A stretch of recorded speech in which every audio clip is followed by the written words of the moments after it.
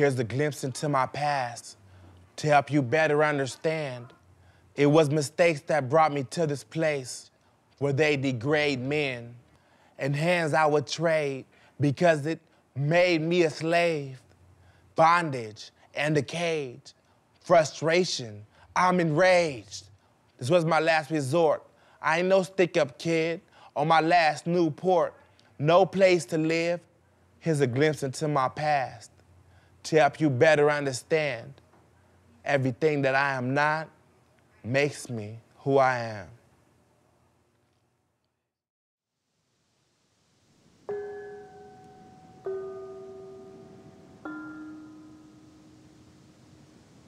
I was 16. I just turned 16.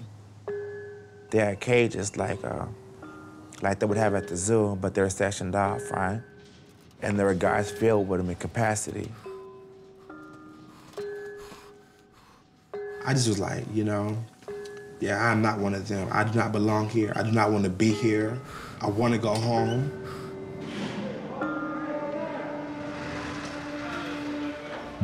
I have 13 years. I don't know if I could do it. I don't know if I could wake up every day, look at the same wall every day. Like about 6 months in, I gave up. I'm not scared to admit I can't handle prison. I'm not that strong.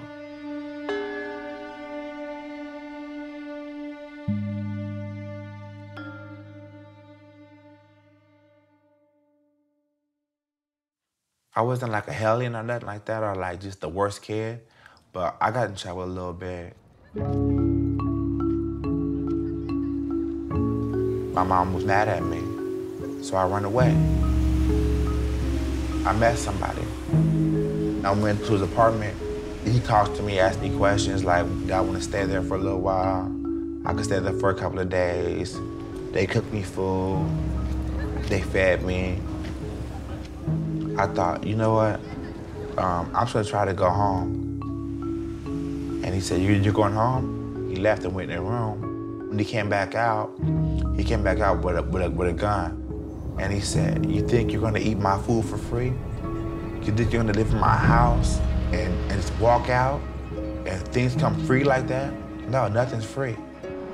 And he said, no, you're gonna have to rob this store. The way he made it sound was like this, like, if you do it for me, and you do it successfully, I'll probably even give you some of the money. But you're gonna do this for me. It was in a fast trip gas station. I remember seeing gangster movies, Menace to Society, Boys in the Hood, where they had guns. And in all those movies, when they pulled their gun out, they held it like this. So that's what I did. I put the gun to the guy's chest, and I said, empty up. I hit my hand down like that. The gun went off, smoke, commotion, no customers in the store. When the gun went off, it snapped me to attention. I was like, vacate the premises. So I tried to run. Store clerks hopped on top of me and started beating me. I said, God, if you get me out of this, I swear I'll be good. I swear. You have my word. Get me out of this, and I'll be a good boy. I promise. Amen. And then we held him at gunpoint until the cops came. You have a lot of adrenaline running through your head at the time, so you're not really thinking until after. And then it all started sinking in that this is really a kid.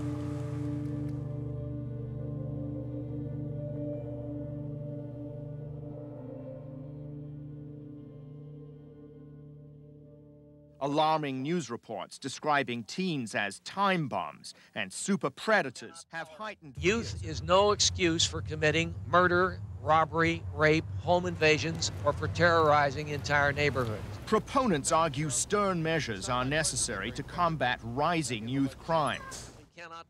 Many of the worst super predators were juveniles, and they were being referred to a system that was created to handle bad boys. We were walking around basically unarmed in terms of our penal statutes when it came to juveniles.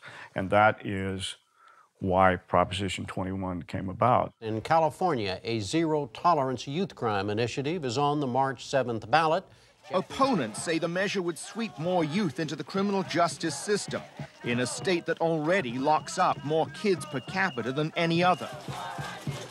These crimes are dangerous. What people have to remember is that a lot of people out there who are trying to make a living have a right not to be terrified. And their right, frankly, trumps an ex post facto sob story. Alonzo Thomas was the first minor tried as an adult under Prop 21 in Kern County. Was Alonzo a juvenile super predator? Absolutely not. Absolutely not.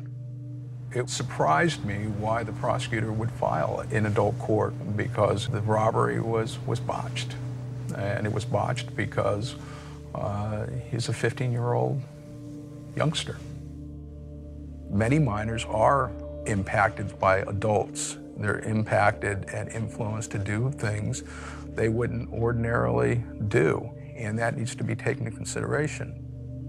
When you're 14, 15 years old, even if you commit a serious or violent felony, the potential is great for rehabilitation. I don't think that in most cases it's appropriate to process a 14-year-old or 15-year-old through the adult system unless it's merited. Sometimes it is, most of the time it's not.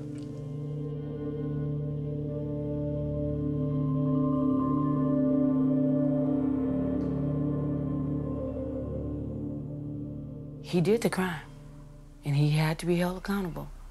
But to be tried as an adult, and you have this young man that didn't have one blemish on his record, sent away as an adult, tried as an adult. Why? If I would have been more brave or a little bit more determined to not go into that store, maybe I could have did something different, you know? But I was just so scared. I thought I had no other choice. It would be inconceivable for us and for most prosecutors in California not to direct file in Superior Court robbery with the use of a firearm. That particular crime is the most dangerous crime that there is, absent a homicide itself.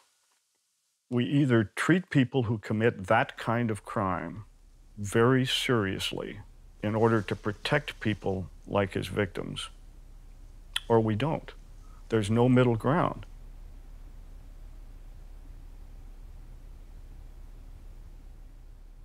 They dropped 2 counts of armed robbery, and they charged me 1 count of armed robbery, second-degree robbery. So altogether, they gave me 13 years. I remember looking at him, and he looked so innocent. And I hugged him, and I kissed him, and I said, I love you. And they walked him out.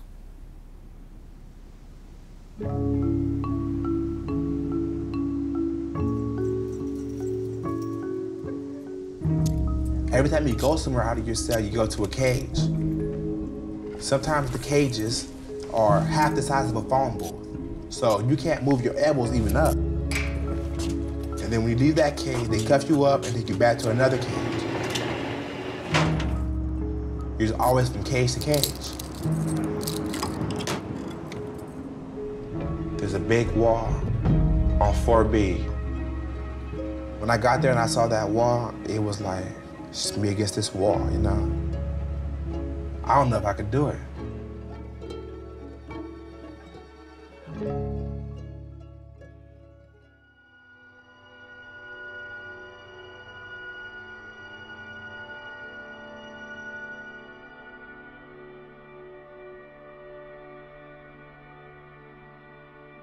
The whole building was yelling, kicking on the door. Man down, he's hanging. He's hanging, man down, he's hanging, we have a hanger. And time went by. They brought him out, and everyone already knows he's dead. And he never came back. That's the last time I saw him.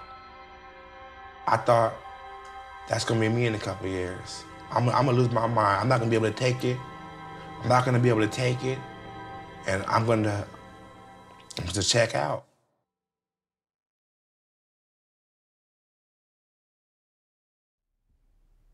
I am writing concerned about my future here in CDCR and my life in general.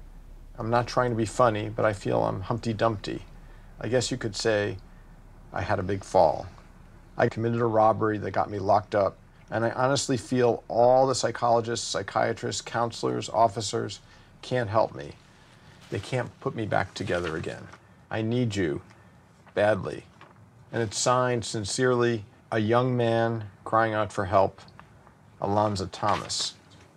The idea of a 16-year-old going to a California men's prison is beyond my comprehension. It is an extremely dangerous, complicated place. It is a place where you have very few systems of support, very few systems of protection. So here's a young man who is put into this terrible environment with a long sentence in front of him and very little ability to cope. One way that the system encourages people like Alonzo, who are vulnerable, who are young, to cope is to go into segregation. They literally encourage you to go into solitary confinement for protection. And once you're in segregation, things just spiral out of control.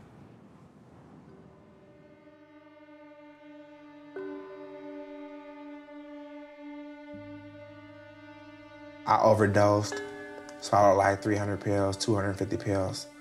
I would cut myself. Sometimes I'll be curled up in the corner for weeks, not eating, just crying, shaking and stuff. I would just lose it, you know? I would just lose it. I would just sit down and just talk to people like they were sitting right there with me. Now, I have full conversation. I would answer their questions and I'll answer my questions. But I'll have full conversations, you know? It might sound crazy, but whatever works. Being in the room for 23 hours a day is crazy. How was it seeing him? It was awful. Shackles on his hands and feet. He was in isolation for so long, he didn't have a color. He was gray. What did I do? I smiled. I'm glad I was able to make it this weekend. How are you doing? He smiled as well. And we talked. And we ignored the obvious. What happens is when you send them to state prison at that young age, and they come out of prison an entirely different person. In or out? 33, close your door. 44, close your door. We should think about what we are doing to our young people, even if they have committed a violent or serious felony at the age of 14, 15, what we're doing to them by sending them to an adult prison like this county did to Alonzo Thomas. He was punished. He was taken off the streets during the time period when he was most likely to commit another crime. You can't afford to spend an inordinate amount of time feeling sorry for people, no matter how young, who are willing to commit crimes.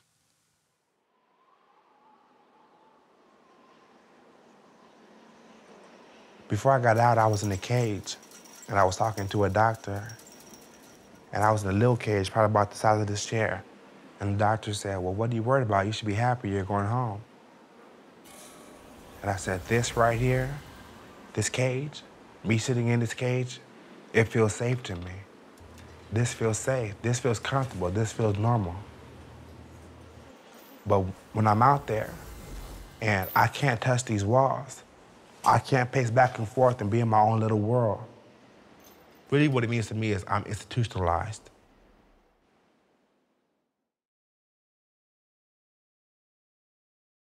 Well, the answer was yes to every one of those questions. They sold our house, qualified us for a new house. What house is it? This is not our house. This is our house. It's that one over there. After 13 years, it was over, you know? Where everybody's at. For 13 years, it was over. Good to see you, man.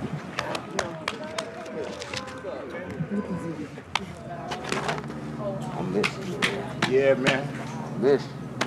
I hate it when they separated us, man. Yeah. All right. Yeah, I'm all right. Street is right here. We just crossed over it. Like our old house, 316 is just right down the right. Yeah, just right down the street. What y'all got to eat over here, man? Okay, this is one of the things Alonzo asked for when he come home. For 13 years, they waited.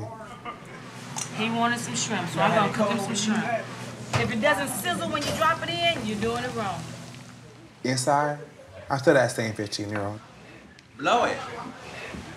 Please. They didn't care what prison did to me. I'm still the same person. Come on, we'll eat this meal together. This is Juby's first. Come on, here, get one, Philip. It was the greatest moment, the greatest feeling of my life. To see him again, you've been really waiting for this moment, like, forever. I honestly don't remember the first time I heard that he was going to be gone for that long. You know, I was really young. I was probably like 10, 11 years old. It was just different not having him around, not being able to talk about football and, I don't know, just do that type of stuff. I ended up playing football at Bakersfield High, and, you know, it would have been cool to, for him to see me play there and play in college. Philip was very successful. He broke records. Unanimous All-American. First one in the history of Fresno State to receive that award. Can you imagine the joy Alonzo must have felt seeing, that's my brother? I had stacks of articles, of highlights, of interviews, pictures, everything. It probably, if I would have stacked it up page by page, it probably would have went up in the air about 5 or 6 feet.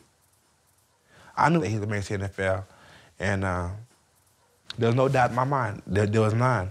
My name is Rich Eisen. Pleased that you are with us for rounds 4 through 7 for a draft that may have its best value go today. Mike Mayock. I was projected to go at a certain spot. I was projected to be like a second-round pick or whatever. By the third round, you know, we were all feeling like, I don't know.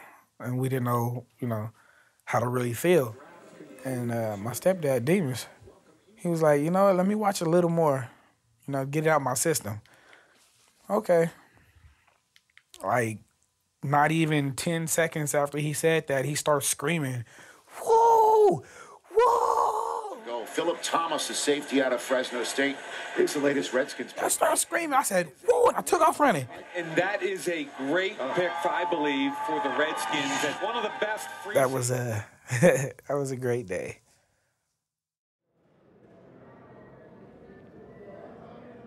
The nurse came by, and I'm like, nurse, can you do me a favor? I'm like, you know, I have a little brother. He entered the draft this year, and I want to know where he went in the draft, or did he get drafted?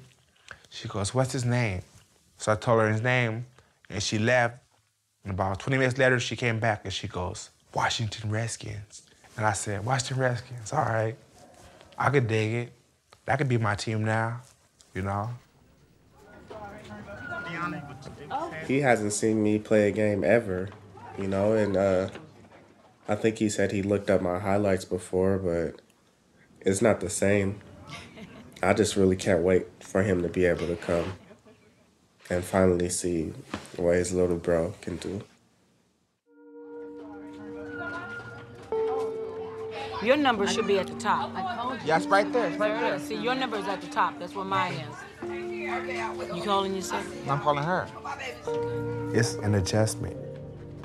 It's a learning experience, you know. I have to deprogram myself. Hello. Hi, I'm Valerie Rangel. I'm Alonzo Thomas, Jr.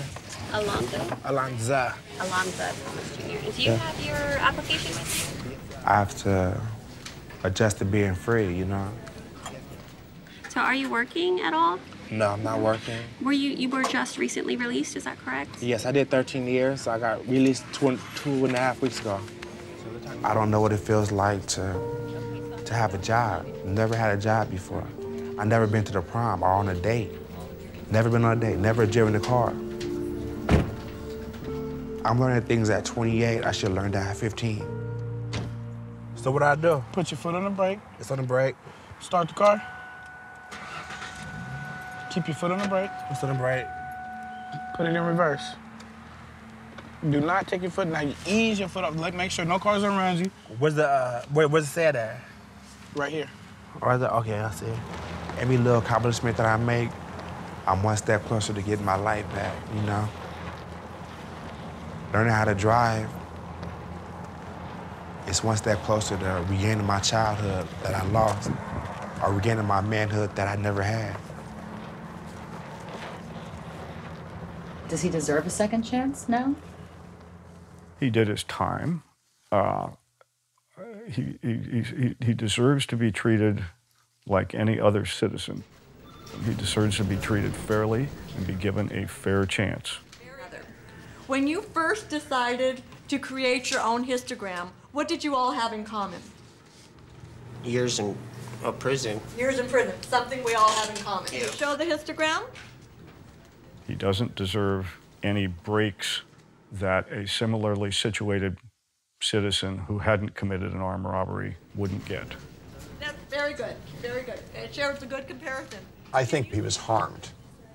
I think he suffered permanent harm as a result of his experience in the California Department of Corrections. In other words, he is worse off now than he would have been if he hadn't gone to prison.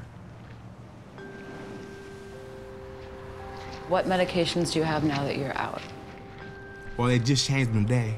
I'm on Remeron, 15 milligrams, once a day at nighttime. I'm on Boost Bars, twice a day, once in the morning, once at night. And I'm on Risperidone. I'm on 4 milligrams every night. What are those drugs for?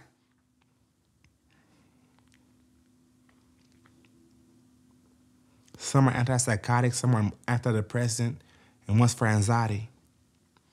Are you taking them? Sure.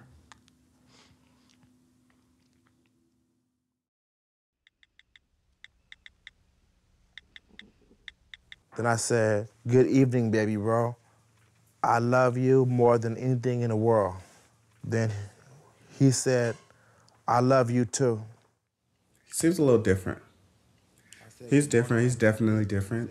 It's definitely noticeable. That's the answer. I love you, baby bro. He's been incarcerated for just as long as he's been out of prison. 2 days later, I said, "Good morning, baby bro. I love you." My biggest fear is becoming a burden to somebody. And I don't want to be a burden to anybody due to my crime, due to something I did, you know? He's made it over one of the scary periods. He didn't commit any crimes. He was not sent back to jail. He wasn't sent back to prison. We all need some kind of structures to help us through. And he has a family that still is standing behind him.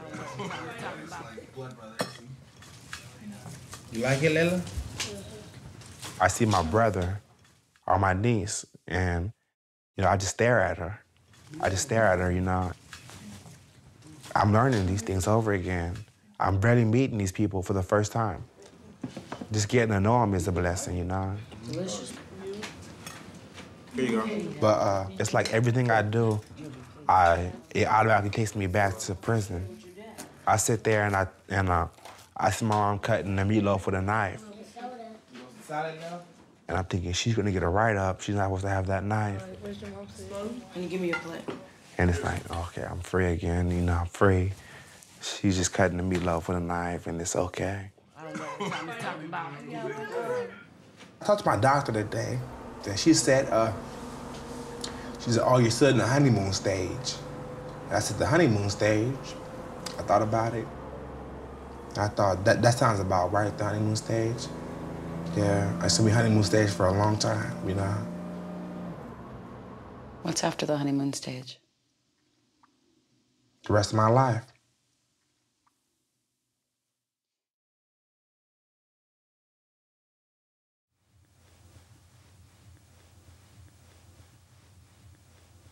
I don't sleep often, but sometimes when I sleep, I just, you know, I wake up and I get up and I don't realize where I'm at. Does it feel good Does it feel good? to realize you're not in prison anymore? No. I would think that would feel good. Yeah. To remember that you're free. Yeah, it doesn't feel good.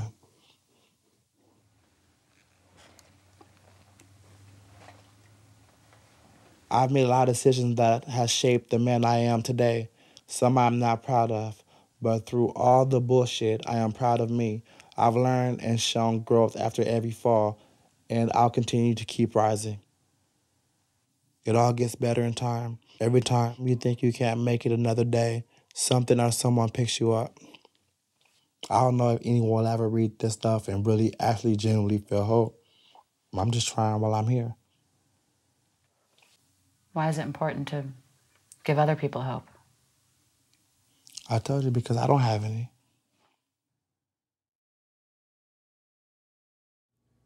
Teardrops cease. I'm all cried out. I've been through so much. At times I want to shout. I can't let them win. Alonzo, keep faith. Hop in, sink or swim, but the sharks give chase. I've been to this point so many times. When I get past it, just rewinds. I walked in that court, prepared to die. So when he said 13, I didn't cry. I didn't die or bat my eyes. I raised my cuffs and I waved goodbye. Goodbye to that young man who never got to live. Goodbye to that old soul who never was a kid. I'm trapped in the cage, all my rage has been bottled. All my winters coming May and brighter days never follow. I overstand injustice, so there'll never be peace. It pains me to witness, that's why my eyes weep. But if any man that God can see the misery within, then maybe that pain will blow away with the wind.